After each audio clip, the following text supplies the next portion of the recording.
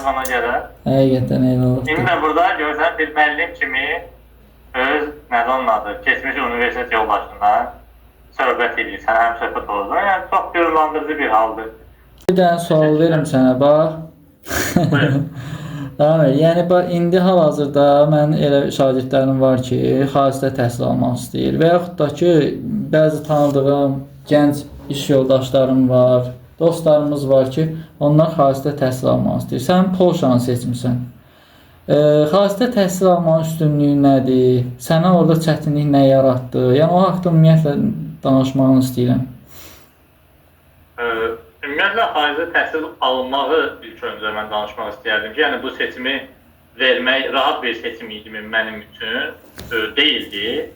Yəni həm xərc cəhətdən, həm əgər xaricdə təhsil alan bir insanın, bir şəxsin, bir tələbənin də hər hansı biri olubsa, yaş fərq etməksizin, bir çətinlik çəkəcəkdi, bir xeyli çəkəcəkdi özdə. Mən gedəndə dostumla xaricdə Polşaya getməyimə baxmayaraq, əmrlərdə qaldı, ətraf qurmalı oldum orada. Yəni birini sənə həm yol yoldaşı olmağa, həm eyni evi, eyni ölkəni bölüşməyiniz çox daha yaxşıdır. Ən azından özünü çox da qürbətli hiss eləmirsən. Mən məsələn onu ilk gedəndə çox hiss elədim. Yəni belə bir şey deyim. Ölkəni bilməmək çox maraqlı gəlir adama. Çünki kəşf eləmədiyin bir diyarı elə bil ki, yenidən kəşf edirsən, sıfırdan öyrənirsən. Dillərini bilmirsən, düzdür, Rusca, Ukrayna dilində, Polyakca, nədir onun adı, İngilis dilində danışırlar. Ona görə İngilis dili bilməyin üstünlüklərindən burada elə görürsən ki, insanlar da inisiyyətdə kömək edir, o dili bilməsən belə. Oradakı təhsil, indi yəqin ki, ünsiyyətdə olduğun, əminəm ki, xarici vətəndaşlar da olub, öz ölkəmizdən də bəlkə tanışların olub. Yəni, müqayisə edəndə nə hiss yaradırdı səndə? Bizdəki universitet necə idi, oradakı ab-hava necə idi? Orada da əslində mən magistr təhsili üçün getmişdim deyə, bakalavr deyə bilmərəm, amma bakalavr ixtisasında oxuyan türk dostlarım deyirdi ki, bakalavr təhsili xaricdə bir edildiyi. Mənim də... Bu zəhmət. Allah'ın da olsun, həqiqətən bir dənə videonu hazırlayıb çıxartmaq sən 1 saat, 2 saat vaxtını alır. Mən nəyəm ki, o adi bir şeydir də. Sən qoymursan, yəni keçidlər və s.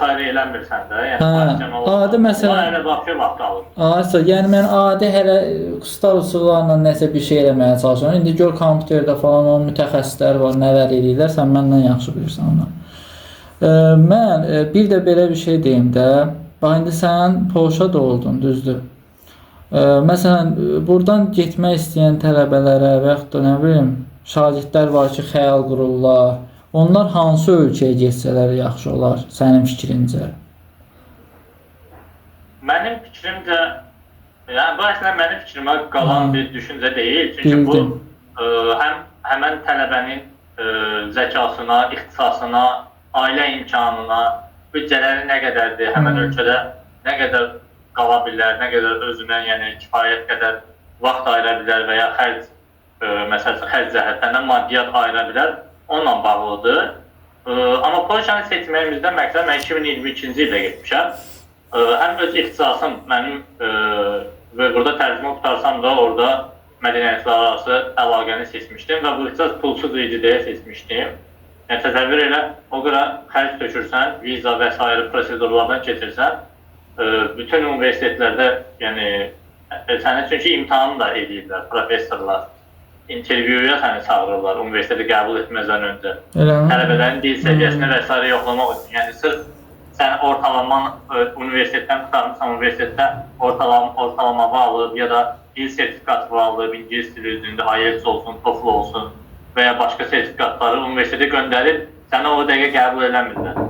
Universitetin də sənin sınadığı şeylər var. Məsələn, Varşava Dövlət Universiteti ən prestijli, ən önə gedən universitetlərdən biridir.